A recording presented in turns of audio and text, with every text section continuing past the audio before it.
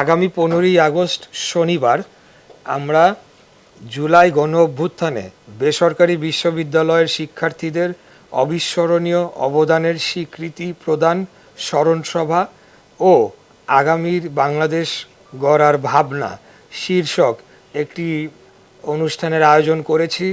এই অনুষ্ঠানে প্রধান অতিথি হিসেবে থাকার সম্মতি দিয়েছেন আমাদের আজকের মাননীয় প্রধানমন্ত্রী জনাব তারেক রহমান।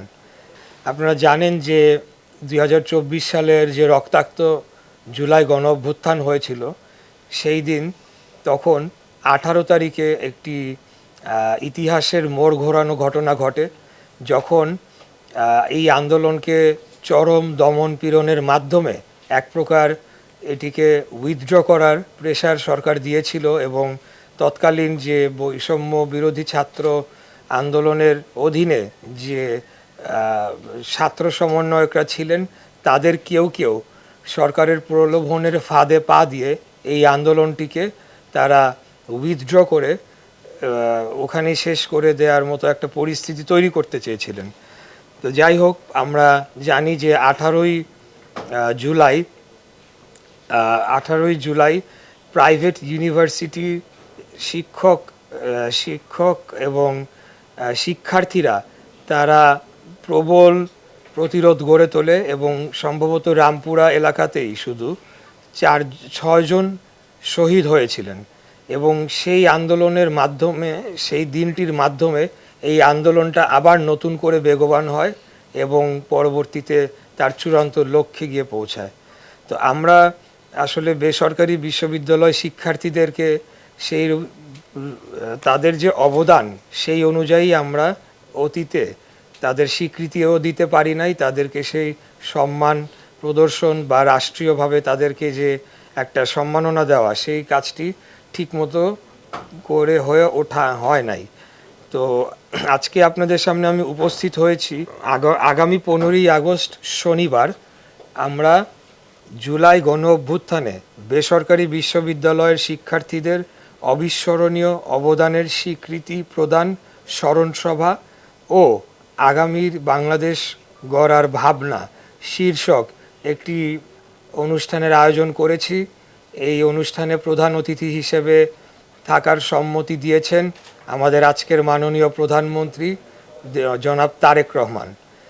এই অনুষ্ঠানটি করার মাধ্যমে আমি মনে করি যে প্রাইভেট ইউনিভার্সিটির যে শিক্ষার্থীরা, তারা কোনো কোটা আন্দোলনের জন্য আন্দোলন করেননি বা সরকারি চাকুরিতে তাদের স্থান নিশ্চিত করার জন্যেও তারা বুলেটের মুখে, গুলির মুখে দাঁড়িয়ে আত্মাহুতি দেননি।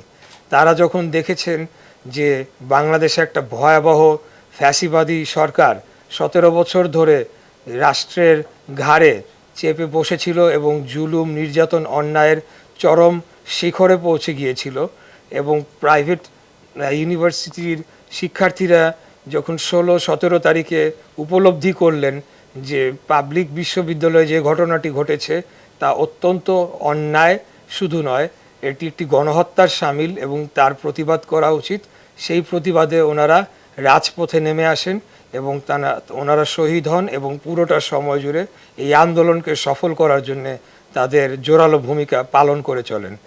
এই যে ওনাদের ভূমিকাটা, এই ভূমিকাটাকেই আমরা আমাদের মাননীয় প্রধানমন্ত্রীর মাধ্যমে তাদেরকে একটা স্বীকৃতি প্রদান করতে চাই এবং সেই স্বীকৃতি প্রদানের অনুষ্ঠানটিতে এই প্রাইভেট ইউনিভার্সিটি বিশ্ববিদ্যালয় থেকে যারা শহীদ হয়েছেন, সেই শহীদ পরিবারের যারা রয়েছেন তারা বক্তব্য রাখবেন।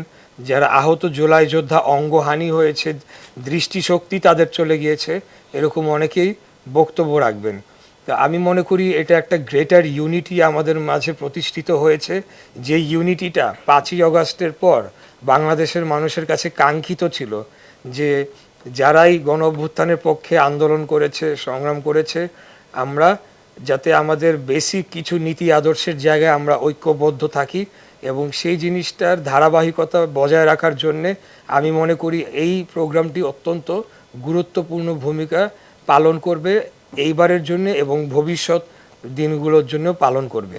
তাই আজকে আমি আবারও ঘোষণা দিচ্ছি, 15ই আগস্ট 2026 শনিবার আমরা গুলশান ইউথ ক্লাব মাঠে এই অনুষ্ঠানটি করতে যাচ্ছি এবং সেখানে আমাদের অনুষ্ঠানকে অলংকৃত করবেন আজকের মাননীয় প্রধানমন্ত্রী জনাব তারেক রহমান। প্রধান অতিথি হিসেবে উনি বক্তব্য দিবেন এবং প্রাইভেট ইউনিভার্সিটির যারা আন্দোলন করেছিলেন, পরবর্তীকালে আমরা যেটা লক্ষ্য করেছিলাম তাদেরকে অনেকটা দূরে ঠেলে সরিয়ে দিয়ে এক প্রকার তাদের যে অবদানটিকে সেটিকে খাটো করা হয়েছিল, আমরা সেই জায়গা থেকে সরে আসতে চাই। আমরা সকলেই যারা আন্দোলন সংগ্রামে যার যার ক্যাপাসিটিতে পার্টিসিপেট করেছেন সকলকেই আমরা তাদের যথাযোগ্য সম্মান রাষ্ট্রীয়ভাবে প্রদান করতে চাই। তো আজকের এই ঘোষণার মধ্য দিয়ে আমাদের কার্যক্রম শুরু হলো। আমার সাথে উপস্থিত আছেন 16টি ছাত্র সংগঠন, এর মধ্যে মেইন স্ট্রিম পলিটিক্যাল পার্টির সাথে অ্যাফিলিয়েটেড, এর বাইরেও নন পলিটিক্যাল যে ছাত্র সংগঠনগুলো রয়েছে অর্থাৎ পুসাব, পুয়াব, পুনাব সহ অনেকেই উপস্থিত রয়েছেন।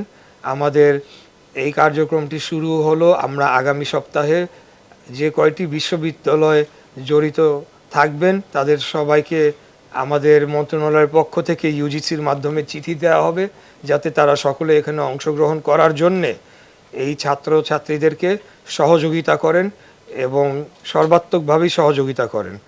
আমাদের দেশের যে আবহাওয়া পরিস্থিতি ছিল এবং বন্যা পরিস্থিতি ছিল, এই দুর্যোগময় পরিস্থিতিতে আমরা ব্যস্ত ছিলাম যে ওই অঞ্চলগুলোর সমস্যা নিরসনে এবং মাননীয় প্রধানমন্ত্রীর নির্দেশ ক্রমেই আমরা অনুষ্ঠানটিকে পিছিয়েছি যাতে করে আগে যাদের বানভাসী মানুষের যে সহায়তা প্রদান এবং সকল রাষ্ট্রযন্ত্রকে সেখানে নিয়োজিত করার যে বিষয়টি থাকে সেটি যাতে আগে আমরা করতে পারি এবং আবহাওয়া দপ্তরের সাথে আলাপ আলোচনার মাধ্যমেই আমরা এই ডেটটিকে মনে করেছি যে সম্ভাব্য একটা সেফ ডেট হতে পারে যখন বৃষ্টি বাদলার দিন থাকবে না এবং সেই অনুযায়ী আমরা এই অনুষ্ঠানের ডেটটি নির্ধারণ করেছি। মাননীয় প্রধানমন্ত্রী নিজে তিনি আমাদেরকে এই ডেটটি ঠিক করে দিয়েছেন। জুলাই গণ অভ্যুত্থানে বেসরকারি বিশ্ববিদ্যালয়ের শিক্ষার্থীদের অবিস্মরণীয় অবদানের স্বীকৃতি প্রদান স্মরণসভা ও আগামীর বাংলাদেশ গড়ার ভাবনা। এখন বিষয়টি হচ্ছে জুলাই অভ্যুত্থানটি কেন হয়েছিল? শুধু কি জুলাইতে থেমে থাকার জন্য? না, তাদের একটা আকাঙ্ক্ষা ছিল আগামীর বাংলাদেশটাকে ওনারা কিভাবে দেখতে চান। সেই আকাঙ্ক্ষা আমি মনে করি এখন আলাপ আলোচনায় আসা উচিত। তো আমার সাথে যারা রয়েছেন তারা সকলেই রাজপথের এই আন্দোলনের শরিক ছিলেন, তো ওনারাও বক্তব্য রাখবেন কিভাবে আগামী দিনে বাংলাদেশকে ওনারা দেখতে চান এবং যদি তারা মনে করেন কোথাও কোথাও আমাদের সরকারের কার্যক্রমে আরও ভালো করার সুযোগ রয়েছে সেই পরামর্শগুলোও আমরা তাদের কাছ থেকে আশা করব। মাননীয় প্রধানমন্ত্রী এই ব্যাপারে অত্যন্ত উদার, উনি ইয়াংদের কথা শুনতে চান এবং তরুণদেরকে রাজনীতি সহ বিভিন্ন ক্ষেত্রে প্ল্যাটফর্ম তৈরি করার মধ্যে দিয়েই উনি ইতিমধ্যেই সেটি প্রতিষ্ঠা করেছেন এবং আমি বিশ্বাস করি আমার সাথে যারা আছেন ওনারাও সকলে উজ্জীবিত আছেন যে মাননীয় প্রধানমন্ত্রী ওনাদের কথাগুলো শুনবেন এবং সেগুলো আমলে নিয়ে যে কারণে জুলাই গণ অভ্যুত্থান হয়েছিল, 2000-এর মতো মানুষ শহীদ হয়েছে, সেই উদ্দেশ্য যাতে আমরা বাস্তবায়ন করতে পারি সেই লক্ষ্যে আমাদের এই অনুষ্ঠানটি ভূমিকা রাখবে বলে আমি দৃঢ় বিশ্বাস করি। তো আজকে আপনাদেরকে আবারও ধন্যবাদ জানাচ্ছি। আপনারা স্বল্প সময়ের মধ্যে আজকে আমাদের এই প্রেস কনফারেন্সটিকে সফল করার জন্য আপনারা এসেছেন। এটি আমার বক্তব্য ছিল আজকের মতো। ধন্যবাদ আপনাদের সকলকে।